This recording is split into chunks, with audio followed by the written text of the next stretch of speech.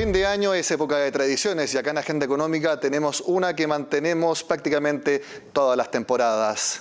El ministro de Hacienda de turno siempre hace un balance de lo que es el año que termina y también el que viene. Por eso está con nosotros Ignacio Briones. Ministro, gracias por estar en Agenda Económica. Encantado de estar una vez más con ustedes, Nicolás. Ministro, ¿quedó conforme con los 2.200 millones de dólares de recaudación que en régimen tendrá la reforma tributaria?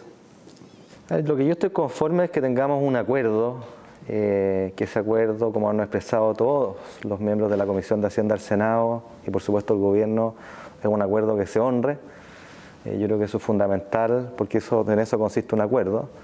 Creo que nos permite avanzar en el tema tributario, poner un monto de recaudación que por cierto es importante. Estamos hablando de algo cercano, digamos, al tipo de cambio de hoy a un punto del PIB. Eso en régimen, la verdad es que en años previos la cifra es algo mayor, estamos hablando de 2.600 millones de dólares. Y por otro lado se hace cargo de una recaudación que es progresiva. Aquí se ha hablado mucho del tema de la boleta electrónica, ¿no es cierto?, que efectivamente recauda un monto importante que tiene que ver con aprovechar la tecnología para disminuir la evasión. Pero yo quiero subrayar que dentro de las medidas que hemos puesto arriba de la mesa, el 55% de la recaudación adicional proviene de los segmentos de mayores ingresos. Es decir, tenemos una reforma que es progresiva y que al mismo tiempo resguarda elementos importantes que venían del proyecto anterior, que dicen relación con incentivos a la inversión a través de la depreciación instantánea, entre otros, ¿no? Ahora, con las medidas que usted manifiesta como progresiva en cuanto a la recaudación, entre la sobretasa de las contribuciones y también el aumento a 40% de impuestos para el tramo más alto de los ingresos, entre esas dos medidas recaudan 441 millones de dólares. ¿Cree que es suficiente para dejar tranquilos a quienes piden que efectivamente se les cobre más a los súper ricos? Hay una serie de medidas, ¿no es cierto?, que complementan la recaudación que hace la boleta electrónica y, como bien le decía yo, hacen que el 55% de la mayor recaudación de estos 2.200 millones en régimen provengan de los segmentos de mayores ingresos, y creo que eso habla de una reforma progresiva como lo hemos planteado. Usted ya manifestó que podrían evaluar hacer otra reforma tributaria después de que esta se implemente y también se analice. Hay algunos así, sí, en el sector político, que ya lo están dando como un hecho que hay que hacerlo. Por ejemplo, senador Carlos Montes, que es de la Comisión de Hacienda del Senado, con lo cual usted tuvo que negociar. ¿De qué va a depender para ver si tenemos alguna medida, si es que hay que hacer o no otra reforma tributaria? Mire, yo quiero ser bien preciso con los términos acá, y por eso vuelvo a poner el acento en la importancia de que se honre este acuerdo tributario. Este acuerdo tributario tiene los componentes que ya sabemos. Es importante entender que este acuerdo tributario se ancla en aquella reforma que había sido aprobada en la Cámara de Diputados, que es útil recordar que una de las medidas fundamentales que ella tenía, y en el cual los diputados y la DC en particular jugaron un rol bien importante, fundamental diría, con simplificar, ¿no es cierto?, y tener un régimen muy favorable para las pymes. Eso creo que es importante ponerlo arriba de la mesa. Efectivamente, la desintegración o la reintegración no se avanzó en aquello, y mantenemos un régimen semi-integrado para las grandes empresas, pero tenemos este elemento también importante respecto a la pyme. Y yo no he hablado nunca de una segunda reforma tributaria. Acá lo que tenemos en el marco de entendimiento es aprobar esto, que son montos importantes, quiero volver a subrayarlo en términos de recaudación, y hay un compromiso por escrito de hacer una revisión a través de una comisión y organismos internacionales independientes de todas las partidas de lo que llamamos gasto tributario.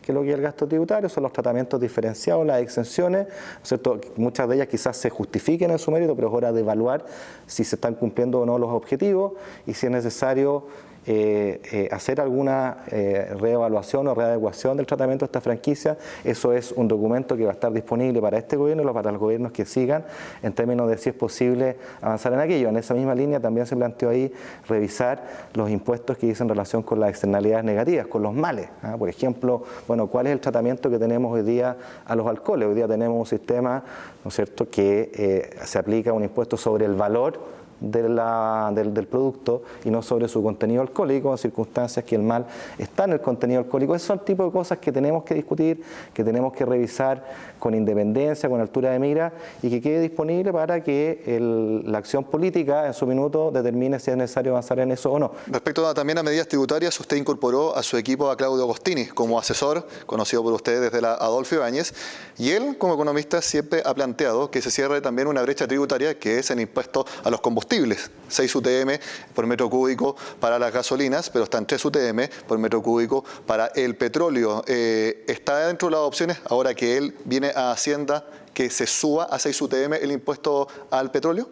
Mire, es importante hacer la siguiente distinción. Cuando uno es gobierno, las opiniones personales tienen que remitirse a la postura del gobierno, ¿no es cierto?, y lo que el gobierno acuerde, converse con el Parlamento, porque una cosa, y yo también soy académico, fui académico y espero regresar a la academia, es muy importante el rol técnico que uno tiene para presentar los diagnósticos, pero presentados los diagnósticos corresponde a la acción política que lleva a la práctica esos diagnósticos. En consecuencia, lo que yo respondería es que en esa materia, el impuesto a los combustibles, eso es parte de lo que se va a revisar, ¿no es cierto?, o se va a estudiar como parte de esta comisión que yo le mencionaba, que es el acuerdo que hemos suscrito con los senadores de la Comisión de Hacienda del Senado, y tendrán que ser organismos técnicos los que nos digan, oye, esta brecha se justifica o no, si no se justifica, bueno, hay algún objetivo que se esté cumpliendo, hay algunas opciones de política de si acaso esta brecha debería cerrarse, pero insisto, el diagnóstico técnico tiene que enseguida ser articulado, ser intermediado por la política, porque en definitiva estas acciones son acciones de política pública que pasan por la política. Quiero preguntarle también por otros asesores suyos, van a ser ex asesores, por ejemplo Germán González, jefe de asesores que ya sabemos va a salir del Ministerio de Hacienda, y uno también que días antes anunció que también se iba, el director de presupuesto Rodrigo Cerda. Quiero preguntarle, ¿ambas son por decisiones personales o hay algo de malestar en alguno de sus equipos respecto a la conducción de la política fiscal? Son decisiones personales, yo lo he dicho con claridad en el caso de Rodrigo Cerda, a quien conozco hace años, estudiamos juntos, trabajamos juntos en el primer gobierno del presidente Piñera, nos une una relación de amistad, de mucho respeto. Además yo creo que Rodrigo es un servidor público excepcional, una persona bellísima internamente, y él cuando yo llegué, bueno, ya venía planteando y algo que veníamos conversando, que él quería dar un cambio. Estaba con problemas o razones personales que eran muy atendibles y nosotros veníamos conversando, bueno, cuál era la mejor manera de anunciar este cambio. En el caso de Germán, que es un asesor muy importante acá, un brazo derecho fundamental que yo he tenido, que tuvo Felipe Larraín también como anterior ministro de Hacienda, persona técnicamente impecable, muy trabajadora, con la cual hemos estado trabajando codo a cabo a los fines de semana en esa mesa, junto a todo el equipo, en el plan fiscal, ¿no es cierto?, en las medidas pro pyme, en el acuerdo tributario, en todas las cosas en las que hemos ido avanzando. Él ha sido partícipe junto a mis otros asesores con los que hemos trabajado mano a mano. Así que yo descarto, y quiero ser enfático, cualquier desaveniencia que vaya más allá de cuestiones personales. Y en estos trabajos que son tan intensos, la verdad es que los equipos rotan. Lo importante, ¿no es cierto?, es que esa rotación se haga de la mano de la gente más comprometida, de la gente más técnicamente impecable, y así en esa dirección estamos avanzando. Sí, se lo pregunto porque fueron salidas repentinas, en muy poco tiempo entre las dos, y también coincidió con un documento del Consejo Fiscal Autónomo, donde ellos manifestaban su alta preocupación por el deterioro de las cuentas fiscales. ¿Cómo tomó ese mensaje del Consejo Fiscal Autónomo? Lo tomo muy bien, porque es la verdad. O sea, la verdad es que los números que presentó el Consejo Fiscal, y nosotros le hicimos esta solicitud, de la misma forma que en su minuto le hicimos la solicitud al Consejo Asesor, ¿no es cierto?, del PIB tendencial, que nos dijera si ante los hechos recientes modificaban en algo o no su estimación del crecimiento del PIB tendencial. Nosotros siempre nuestra postura ha sido ser transparente, lo más transparente posible en los números. Creemos en la institucionalidad que hemos creado, porque creo que es un activo fundamental para la conducción económica, y ambos elementos, el Consejo Asesor para el PIB tendencial, ¿no es cierto?, que tiene larga data, como el Consejo Fiscal Asesor, que fue aprobado por ley, tiene ese rol fundamental que jugar y validar las cifras y decirnos las cosas que le preocupan. A nosotros también nos preocupa efectivamente el deterioro en las cuentas fiscales, el aumento de la deuda. Es importante entender además que este deterioro, si bien se ha acentuado luego del 18 de octubre, por la vía de un menor crecimiento que va a bajar los ingresos fiscales, por la vía de que estamos teniendo un mayor gasto, El deterioro de las cuentas fiscales, si uno revisa las cifras, es algo que sistemáticamente venimos observando desde el 2012, con mayor o menor grado, ¿no es cierto? Pero desde el 2012 nosotros como país estamos teniendo déficits estructurales sistemáticos y eso habla, ¿no es cierto?, de un elemento al cual hay que hacerse cargo y mirar con mucho cuidado. Sí, ahora, haciendo un resumen de los números fiscales, el déficit estructural para 2022 ya no va a ser de 1%, sino que va a ser de 2,3%. La deuda pública para 2024 ya no va a ser de 29,3% del PIB, sino que va a llegar a 39,2% y se va a estabilizar eventualmente en esa cifra. Y quisiera preguntarle porque yo tengo la certeza de que elevar tanto la deuda pública para financiar los gastos sociales, las mayores exigencias, no estaba dentro de los planes que ustedes tenían como equipo cuando llegaron acá a Teatinos 120. Sin embargo, igual lo hicieron. ¿Qué fue lo que cambió? Bueno, yo creo que es evidente lo que cambió. Cambió completo la discusión económica y la discusión política de este país post 18 de octubre. Yo creo que es innegable que hay que hacerse cargo de esa realidad, hay que hacerse cargo con la mayor responsabilidad. Yo quiero poner en contexto los números que tenemos arriba de la mesa y que tú mencionabas, porque vamos a tener un desvío importante del déficit estructural el año 2020. Esto tiene que ver con el paquete fiscal que nosotros hemos anunciado, que es una desviación esencialmente transitoria y cuya motivación última acá es proteger el empleo. Nosotros lo hemos dicho desde el día 1, esta crisis y estas manifestaciones y la violencia que hemos visto no da costo cero, al contrario, un costo bien importante. La estimación de crecimiento de este año se rebajó fuertemente, vamos a tener un cuarto trimestre realmente muy malo, con un aumento del desempleo importante, y esto es lo que nos llevó a nosotros a actuar con sentido de urgencia, presentar este plan fiscal, que son 3.000 millones de gasto adicional, en su gran mayoría transitorio, es decir, dura un año y se revierte.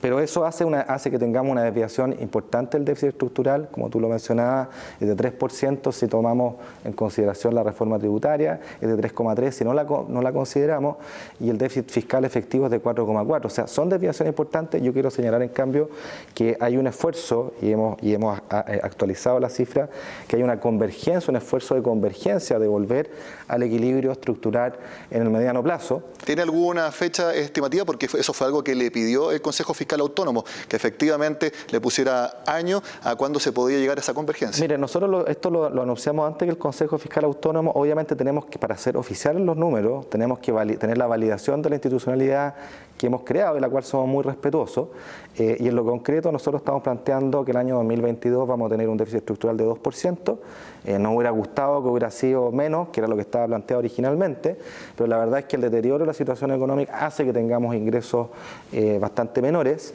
y por otro lado estamos teniendo gastos, ¿no es cierto?, que no estaban, como usted decía, contemplados en el programa. Con todo ese 2%, no está de más recordarlo, no es distinto, y lo que no quiere decir que sea bueno, pero no es distinto, para ponerlo en perspectiva, del déficit estructural que ocurrió el año 2017. Entonces, pongamos las cosas en su contexto. Yo quiero decir, y quiero subrayarlo acá, que efectivamente los números muestran que no tenemos holguras fiscales para atender a más gastos permanentes. Y alguien me podrá decir, bueno, pero entonces elevemos los ingresos permanentes por la vía de pegarnos un mega impuestazo hoy día. Nosotros ya estamos subiendo los impuestos en 1% del PIB. Creemos que en un contexto de actividad económica deprimida es un monto importante. Usted comprenderá que cuando la proyección de crecimiento con la que yo ingresé y que se había planteado en el presupuesto de la Nación en septiembre, que era un 2020 creciendo al 3,3%, y hoy día nosotros la hemos rebajado un 1,3%, usted tiene 2 puntos de menor crecimiento, que significan sustantivos menores ingresos para el fisco, que se tienen que financiar de alguna parte, y eso es deuda. Entonces acá no es simplemente que la deuda está creciendo porque estamos gastando mucho más, sino que por sobre todas las cosas es porque los ingresos producto de la baja en el crecimiento han bajado, y por eso que nosotros hemos insistido muchas veces que acá el crecimiento económico es fundamental. Acá no hay agenda social sostenible ni tasa tributaria que lo resiste si la economía no es capaz de crecer, y por lo tanto hay un esfuerzo importante en que la economía, que nuestro país retome la senda de crecimiento. De lo contrario, nada de esto que estamos hablando es posible. Y que también retome la senda de la inversión. De eso hablamos al regreso con esta entrevista al ministro de Hacienda, Ignacio Briones.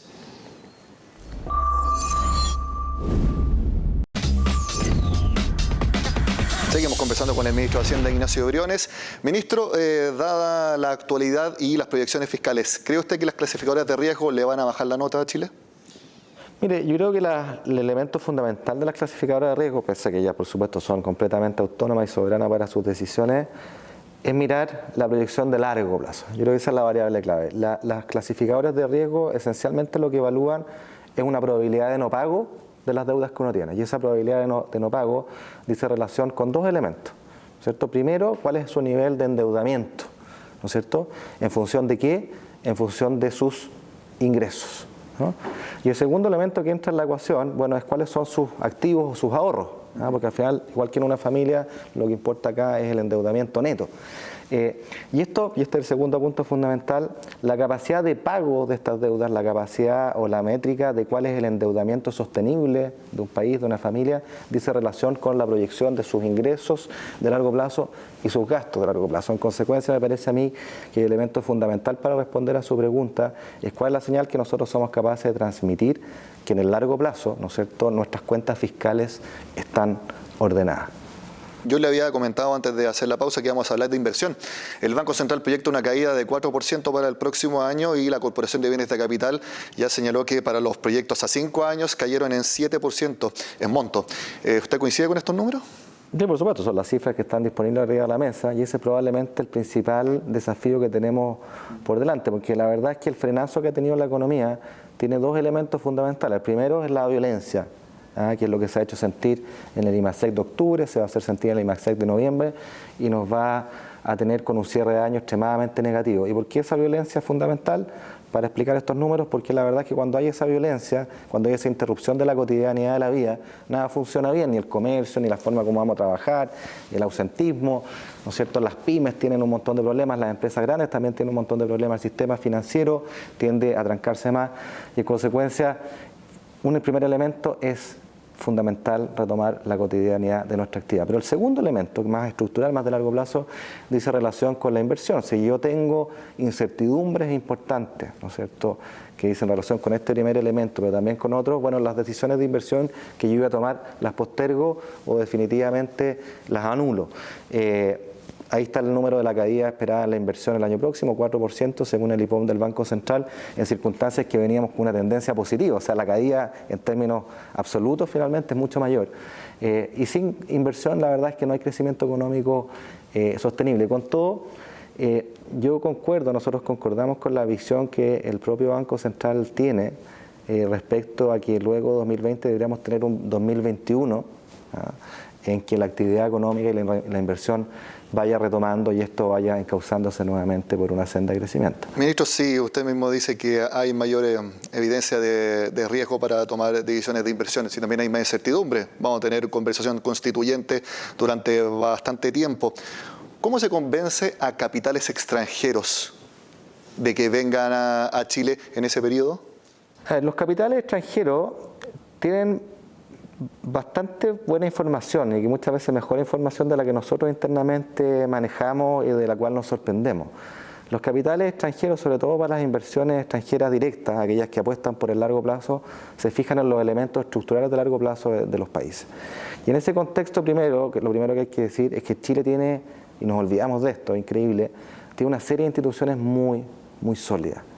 En términos de su conducción fiscal, en términos de su conducción monetaria, en términos de las superintendencias, los organismos de libre competencia. O sea, acá nos hemos como acostumbrado y por lo tanto no lo valoramos todo lo que se requiere, que tenemos una institucionalidad y una institucionalidad reguladora de muy buen nivel y eso entrega señales y certezas que son relevantes. Pero en estos momentos eso basta para convencer a capitales extranjeros de que vengan porque sabemos que en su gran mayoría no salieron, no hay fondos de inversión que hayan retirado dinero durante este tiempo, pero eso es distinto a decirle apuesten por Chile cuando hemos visto todo lo que ha pasado. Yo creo que es un elemento súper importante, una condición necesaria para la apuesta por Chile. Y eso no hay que menospreciarlo, no hay que subestimarlo, es súper relevante. Segundo, los ruidos que tenemos arriba de la mesa, y esto yo lo he planteado muchas veces, por ejemplo el tema constitucional. Es innegable que un nuevo proceso constituyente hable francos de incertidumbre, si eso estaría mintiendo yo si dijera lo contrario. Con todos los procesos constituyentes, la medida que se hagan bien, también entregan perspectivas que pueden ser auspiciosas para el largo plazo. E insisto, cuando las inversiones apuntan al largo plazo, esas señales, ¿no es cierto?, de tener una hoja de ruta constitucional, unas nuevas reglas del juego constitucionales que van a durar 40 50 años, son certezas relevantes. Me parece a mí que hay que dramatizar el proceso constituyente. Buena parte de las economías que más admiramos han tenido estos procesos, y creo que en el proceso en que estamos, con todas sus dificultades, la clase política es uno de los temas donde se ha puesto de acuerdo, donde se ha cedido de lado y lado, donde se han generado acuerdos y donde además se han adoptado mecanismos, ¿no es cierto?, para construir esta nueva Constitución que son bien razonables y son bien moderados. El tema de los 2/3, por ejemplo, que acá no se le da, no se subraya la importancia que tiene, es un elemento fundamental que induce a la moderación respecto a las decisiones que se van a tocar. Entonces yo no tengo duda que la nueva Constitución que vamos a tener, que efectivamente tiene incertidumbre, va a derivar en algo parecido a lo que es nuestra tradición constitucional de 2 siglos, en los cuales las constituciones finalmente tienen aquellos elementos que llamamos los esenciales constitucionales, que es cómo se distribuye el poder, ¿no es cierto?, cuáles son los derechos y las libertades civiles, y que finalmente son elementos de moderación que yo espero y estoy convencido que van a estar en nuestra nueva Constitución de aprobarse la opción sí en el próximo plebiscito. Después del 18 de octubre, ¿Chile es menos competitivo que antes? Depende cómo uno se lo mire. En el corto plazo es menos competitivo, efectivamente, y lo estamos viendo traducido en el crecimiento económico. Ahora, la pregunta de nuevo es qué pasa en el largo plazo, y nosotros estamos convencidos de que la forma como enfrentemos este cambio, porque acá no hay que perderse, el 18 de octubre marca un cambio sustantivo en la forma como un país de ingreso medio alto como es Chile va a tener que proyectarse y mirar al futuro. ¿Cuál va a ser el Chile al 2030? Creo que es una pregunta fundamental en el plano social, en el plano económico, en el plano de la competencia, en el plano de los abusos. Y yo creo que si hacemos las cosas bien vamos a salir fortalecidos, y ese fortalecimiento al final del día es una mejor competitividad. Ministro, ¿vamos a llegar al 10% de desempleo? No lo sé, yo no tengo la bola de cristal, yo honestamente espero que no, porque la verdad es que esos son 300.000 desempleados adicionales a lo que existe hoy día. Eso no solo es un dato, es una cifra, es un drama para muchas familias, no solo en términos de los ingresos económicos, sino que en su dignidad. El trabajo no solo es tener una plata para el bolsillo, para poder atender los gastos familiares, sino que también es una fuente de dignidad, y estar desempleado es un drama en esas dos dimensiones. ¿Y ese drama puede llevar a una mayor morosidad? Eso lo están adelantando los bancos al hacer una evaluación de riesgo donde la tasa de interés de los créditos hipotecarios está subiendo. Pero por supuesto, si esto al final este es un sistema donde los hechos están encadenados. Hablábamos recién del rating crediticio de un país. Bueno, el rating crediticio de una persona pasa por lo mismo, o sea, cuáles son mis ingresos en relación a mi deuda, y la verdad es que si mis ingresos bajan y mi deuda no baja, tengo mayor riesgo, y eso es un problema tanto para las instituciones financieras que conceden el préstamo como para las personas y su capacidad de acceder al crédito. Entonces sí, y por eso que nosotros estamos mirando con tanta atención y hemos reaccionado con mucha celeridad al poner este plan fiscal, ¿no es cierto?, cuyo foco principal es el desempleo, porque entendemos que es un drama, insisto, no solo monetario para muchas familias, sino que también en su dignidad. Así que esperemos que no lleguemos a esas cifras, estamos haciendo todo lo necesario para que eso no ocurra, pero insisto, para que aquello no ocurra y sobre todo no sea permanente en el tiempo, es fundamental que como país retomemos el crecimiento. Ministro de Hacienda, Ignacio Briones, muchas gracias por estar en la Agenda Económica. ¿Puedo agregar algo? Yo sé que me va a salir del libreto acá, pero quiero, dentro de esta idea del crecimiento, yo creo que es fundamental para aquellos que creemos en el mercado como motor importante de este crecimiento, es velar porque este mercado opere bien. Y para que opere bien tiene que haber confianza en el mercado.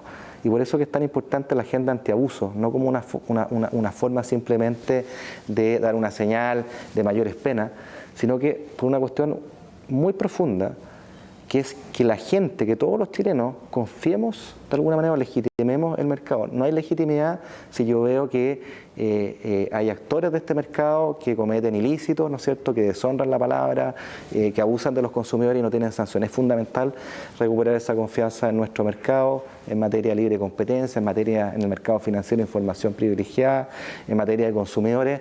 Creo que si avanzamos en esa dirección vamos a tener también un mejor mercado, y un mejor mercado es también más productividad, es más innovación y más crecimiento. Y el nuevo caso de colusión de proveedores de alimentos para salmones que se conoció a través de la delación compensada refuerza esa postura que usted manifestó públicamente de que la delación compensada es lo mejor para desbaratar carteles. Es fundamental proteger la delación compensada. Yo sé que para muchos es contraintuitivo, porque la delación compensada, ¿qué es lo que hace? Le da un beneficio a la persona, al primer infractor que dice, oye, ¿sabes qué? Vengo a decirte que yo participé de un cartel. y te voy a entregar todos los elementos de prueba respecto a los otros participantes y los mails, y los documentos, y información muchas veces muy secreta, muy estratégica. Y ese es un incentivo para que haya alguien que venga a delatar. En ausencia de eso, es muy, pero muy difícil descubrir un cartel, es muy difícil. Y para que el incentivo funcione mejor todavía, es importante tener penas de cárcel y multas elevadísimas respecto a lo mal habido. ¿Por qué? Porque si yo de nuevo soy el primero en ir, bueno, me exculpo de la cárcel. Entonces, y mientras mayor sea la pena de cárcel, mayor es aquello de lo que me exculpo al acusar al resto. Un solo dato, nosotros antes del 2003 teníamos penas de cárcel, en el papel, nunca operó. ¿Y por qué nunca operó? Porque la verdad es que nunca éramos capaces de descubrir los carteles. La delación compensada es virtuosa para descubrir carteles, es la mejor práctica internacional en el mundo, ¿no es cierto? Y también en Chile. Ministro, última pregunta. ¿Qué le parece que ahora China no solamente no esté subiendo aranceles, sino que los vaya a bajar montos aproximados de 389.000 millones de dólares para sus importaciones? Bueno, nosotros como país tenemos uno de los aranceles más bajos del mundo. Chile tiene una tasa de arancel promedio menor al real, promedio menor al 1%, una de las más bajas. Como país siempre hemos defendido, ¿no es cierto?, el libre comercio, eso es parte del TPP. Y la verdad es que para nosotros siempre es una buena señal que en el mundo, ¿no es cierto?, prime el libre comercio y no el proteccionismo, porque al final del día el proteccionismo para países tan abiertos como nosotros es lo peor que nos puede pasar. Las disputas que ha habido entre Estados Unidos y Chile tiene que ver con eso, tiene que ver con mecanismos, una inflación o una alza, una tendencia hacia el proteccionismo que genera señales que para nosotros los países pequeños y abiertos al comercio internacional son extremadamente costosas. Ministro de Hacienda, Ignacio Briones, muchas gracias por conversar con Agenda Económica. Encantado. De esta forma terminamos este especial del programa. Sigan con nosotros acá en CNN Chile.